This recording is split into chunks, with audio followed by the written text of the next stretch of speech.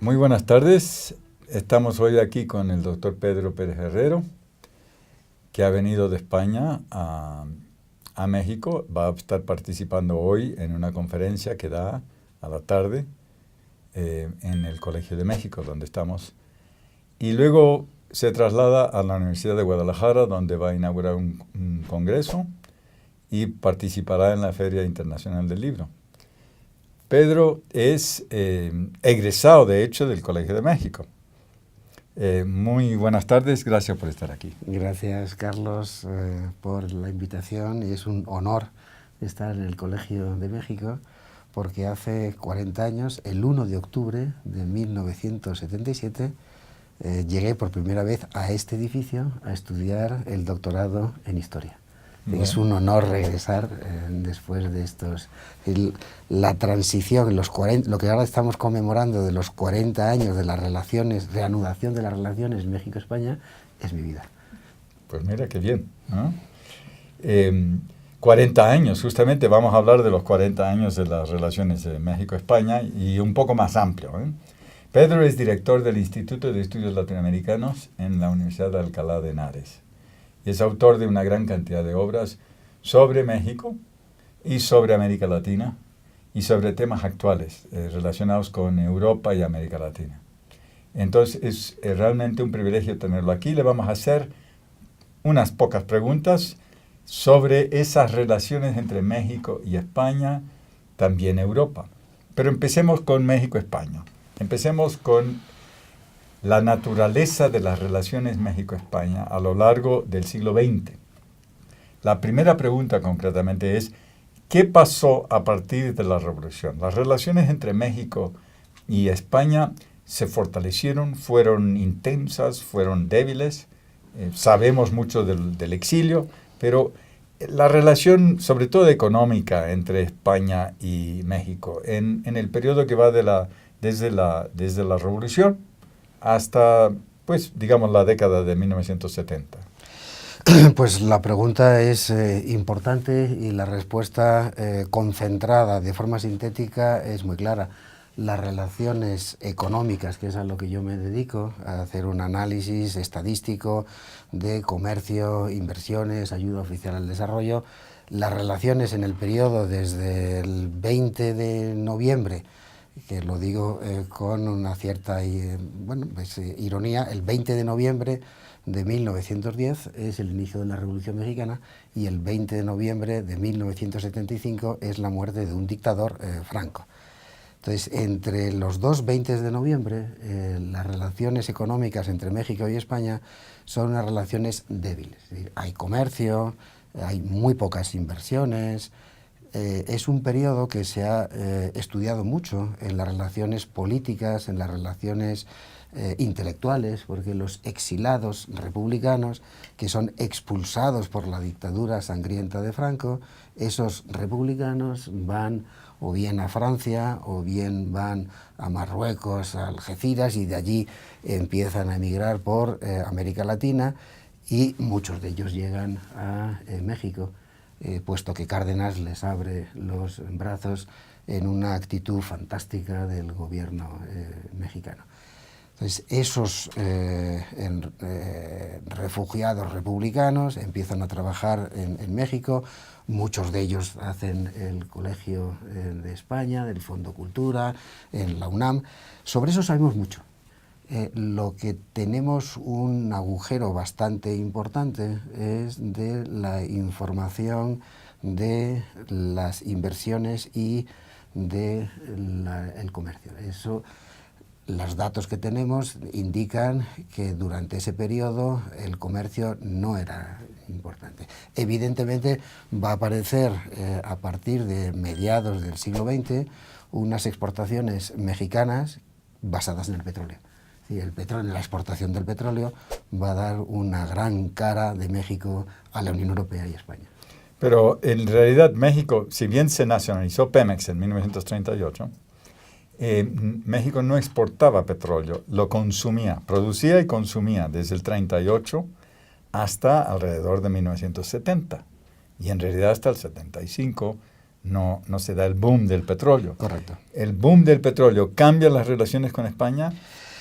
El boom del petróleo lo que hace es que para la balanza comercial, es decir, la diferencial entre las exportaciones mexicanas y las importaciones mexicanas, hasta ahora había sido negativo, una balanza comercial negativa, y empieza a ser una balanza positiva por la expansión del petróleo y por la elevación del precio del petróleo. Hasta entonces era un comercio, había ese comercio, es algodón, es tabaco, es garbanzo, es materia prima, es una relación comercial que es prácticamente una extensión de las estructuras comerciales del siglo XIX, es la época del boom exportador, pero no hay un cambio importante. Sí, eran economías, exportaciones bastante tradicionales. Correcto. Limitadas. El boom del petróleo sí da un ímpetu a esas relaciones porque México exporta más a España y si no me recuerdo mal, Pemex invirtió en unas refinerías en Bilbao y hubo el inicio de algo pero no duró mucho. A partir del primer boom de exportador de petróleo, México se empieza a dar cuenta de la importancia de la Unión Europea. Entonces no era Unión Europea, era el mercado común europeo, y la importancia de España. Empieza a darse cuenta México ya en ese momento, en los años 70, la vinculación estrecha y la dependencia con Estados Unidos y la necesidad de abrir una puerta para limitar la dependencia con Estados Unidos. Con el dinero que gana el gobierno mexicano de las exportaciones de petróleo, empieza a financiar sucursales de México en la Unión Europea y en España en especial para potenciar la ampliación de esas relaciones. Es decir, el petróleo comienza siendo una punta de lanza para abrir espacios de comercio a otros productos mexicanos. Ahora, en los años 80 todos sabemos que hubo una crisis de la deuda en México muy fuerte, al mismo tiempo que España estaba integrándose a la comunidad europea. Las relaciones, por lo que yo entiendo, por lo que has escrito, ahí las relaciones económicas tienden, curiosamente, a debilitarse hasta los años 90. ¿Qué pasó en los 90? En los años 80 las relaciones son muy importantes a nivel político. Existen crisis políticas en Centroamérica. En 82 llega Felipe González al gobierno y tiene una política muy clara de que América Latina tiene que ser un espacio en el cual el Partido Socialista Obrero Español simbolizar la construcción de espacios democráticos, la lucha por los derechos humanos, la lucha por los derechos civiles, y por tanto Felipe González apuesta por utilizar América Latina para que España se convierta de cara a Europa un elemento que pueda visibilizar la modernidad de España. Hasta entonces España había vivido, fruto de una guerra civil y fruto de una dictadura sangrienta, España entre el 36 y el 75 tiene, sabes bien, Carlos, es decir, le consideramos una edad media, es decir, es una época de opresión, es una época de oscurantismo, es una época gris. Las universidades no producen, los intelectuales no hablan, no piensan. Y la idea que se tiene de España del otro lado de los Pirineos, es decir, la idea que se tiene en Europa, es que España es atrasada, Europa termina en los Pirineos, África comienza en los Pirineos, es decir, España pertenece al mundo africano, sin desmerecer a África, pero España no es la modernidad, España no es culta, España no tiene desarrollo económico. Y la baza que tiene Felipe González de poner la modernidad en Europa para después incorporarse a la Unión Europea es, miren, nosotros en la transición hemos luchado por erradicar la dictadura y somos defensores de los derechos humanos y trabajamos con América Latina. Esa época es una época política en la que se utiliza América Latina en consonancia, pero no para oprimir, no para colonizar, no para en un sentido imperialista, sino como base de un proyecto político compartido para luchar en un escenario de mejorar la calidad ciudadana y generar una dignidad en el mundo. Entonces, en esos años la finalidad es tremendamente política y está bien hecho. Y la transición española que encabeza González y los demás, porque fue Correcto. un proyecto común, la transición política hacia la democracia, saliendo de la dictadura, fue tomado como un modelo en América Latina, porque funcionó, ¿no? En América Latina tuvo más problemas. Ahora, en el caso de México, volviendo a esta relación con México-España, los 90 representan un cambio, ¿no? Ya hay una situación muy diferente de la crisis de los 80. Empieza la época de las privatizaciones en los 90, ¿no? Y empieza a haber un aumento del comercio de España con México y viceversa, y un aumento de las inversiones españolas en México y algo viceversa, ¿no? Ahora, ese proceso fue simplemente un proceso positivo, digamos, fue un dinamismo económico positivo. En términos macro, sin duda. Esta tarde veremos en la conferencia que doy todas las estadísticas, todas las tendencias. En términos absolutos macro, sin duda alguna, que hay un aumento espectacular de las exportaciones de México hacia España y de las exportaciones de España hacia México. Y en ese momento, en los años 90, de las inversiones de españoles, empresas españolas en México. Las inversiones de empresas mexicanas en España serán ya de los años 2000, es decir, será de la próxima década, ¿no? En la década de los 90 hay un aumento del comercio en volumen total importante y una llegada de capitales españoles a México. Ese es el dato positivo. Siempre se puede ver la botella medio vacía, medio llena. Medio vacía es que, observando las gráficas de la balanza comercial mexicana va siendo negativa y va siendo cada vez más negativa. Lo veremos esta tarde. La tendencia es preocupante para México. Y hay otro problema, haciendo una valoración crítica, es decir, no es todo, hemos dicho la botella medio llena, van bien las cosas, y estoy diciendo ahora la botella medio vacía. La botella medio vacía es que los inversores españoles en México tienen en su cabeza que invertir en México no es invertir en la República de los Estados Unidos Mexicanos solamente, sino que invirtiendo en México es invertir en Estados Unidos, puesto que en el 94 ya en México desde el 1 de enero se incorpora al Tratado de Libre Comercio de América del Norte, pero al mismo tiempo Carlos Salinas está firmando convenios con otros países de América Latina, con lo cual invertir en México es invertir en una planta productiva con una mano de obra barata, más barata que en Europa y con menos regulaciones, y por lo tanto además tienen unos mercados potenciales increíblemente grandes.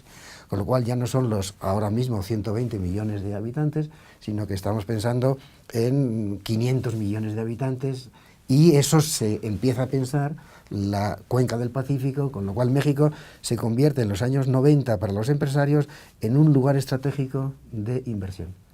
Porque no es la inversión solamente de México, sino que es la inversión en México para de ahí ampliar mercados. Pero las inversiones en sí mismas tienen prosperidad para todos.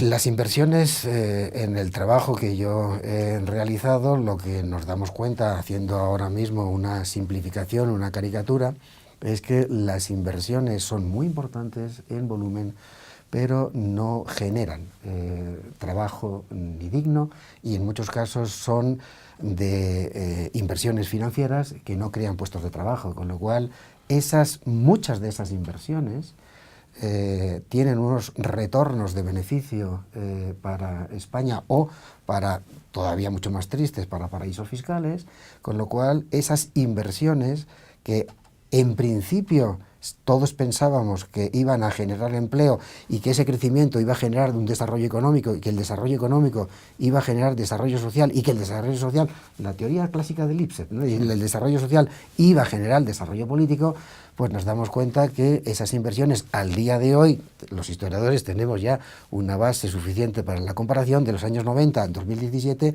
hemos visto que la desigualdad no ha mejorado, que la pobreza no se ha reducido en las dimensiones que se tenía que haber hecho. Evidentemente, hay que decirlo todo sin ánimo de acritud, es decir, que se ha reducido la pobreza, ha mejorado la desigualdad, correcto, pero no ha mejorado la desigualdad como debería haberlo hecho, ni se ha reducido la pobreza como se debería haber hecho. Entonces, lo que vemos es que esas inversiones fueron importantes, que tuvieron un beneficio para las empresas, pero las sociedades española y mexicana no se beneficiaron tanto como los empresarios. Pues hablaste del 2017, o sea, hoy. Y hablando de España, este año ha sido un año de crisis política, sobre todo por el tema Cataluña. Esto lo está mirando todo el mundo, con interés, a veces con preocupación, por el hecho de que el intento de soberanía por parte de fuerzas políticas en Cataluña ha creado una crisis política en España, pero da la impresión de que también es una crisis política para Europa. Correcto, yo aquí diría como para abrir el debate, Cataluña somos todos. Cataluña somos todos indica que Cataluña no es causa de nada, Cataluña es consecuencia de muchísimas cosas. Entonces no se puede entender Cataluña como un enfrentamiento entre Puigdemont y Rajoy, entre dos líderes que no quieren hablar. Cataluña es un problema, para mí, que no es el problema de Cataluña. El problema de Cataluña es el problema de España, y el problema de España es el problema de Europa, y el problema de Europa es un problema mucho más complejo, y es el problema de la sociedad del bienestar, el problema de la representación política, el problema de la ciudadanía, el problema de la globalización. Si ahora mismo Cataluña, digo esto para después desarrollar, si te parece, Carlos, cada una de las partes por separado, aunque sea mínimamente. Es decir, que si nosotros ahora, los historiadores hacemos siempre hipótesis, ¿qué es lo que hubiera pasado? ¿No? ¿Qué es lo que hubiera pasado si Cataluña en la tarde de hoy es independiente? Bueno, la pobreza en Cataluña es importante, la desigualdad del ingreso en Cataluña es importante, la corrupción en Cataluña es tremenda, la desafección política de los jóvenes con respecto a la representación de los partidos políticos es evidente, es decir, los partidos políticos se han quedado viejos en Cataluña, viejos en España, viejos en Europa, viejos en el mundo. Entonces, que Cataluña sea independiente lo que hace es alimentar muy dignamente los sentimientos de independencia de una parte importante de la población. Es decir, que más de 2,5 millones, no lo sabemos porque no nos han dejado contarlo, porque no han dejado hacer la famosa el referéndum, ¿no? Porque dicen que es inconstitucional. Si es inconstitucional, pues se cambia la Constitución y se hace, ya está. Entonces, la Constitución es un papel que redactamos entre todos y decidimos qué es lo que debe estar ahí.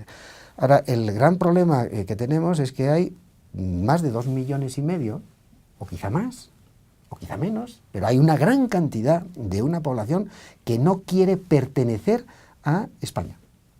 Eso es una realidad, es decir, eso no se puede tapar con nada. Entonces, tenemos ahí un sentimiento. Los sentimientos se construyen, se favorecen, se alimentan, pero eso es un sentimiento.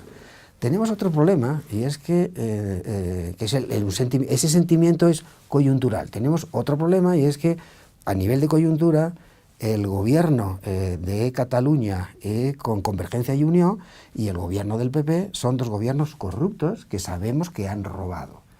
Evidentemente, a esos gobiernos que han robado, levantar la bandera de la independencia es levantar una bandera, fíjense en esta mano y olvídense esta mano. Es decir, la independencia es una tapadera para dignificar a los que han robado. Yo he robado, sí, pero yo estoy luchando por la independencia, y una vez que seamos independientes, todos vamos a ser más ricos, todos vamos a ser felices, nos va a crecer el pelo, vamos a dejar de tener que ir al gimnasio para hacer dietas, porque todos vamos a ser más felices. Es una narrativa de felicidad de forma automática al día siguiente de la independencia, que beneficia al político, que beneficia al ciudadano.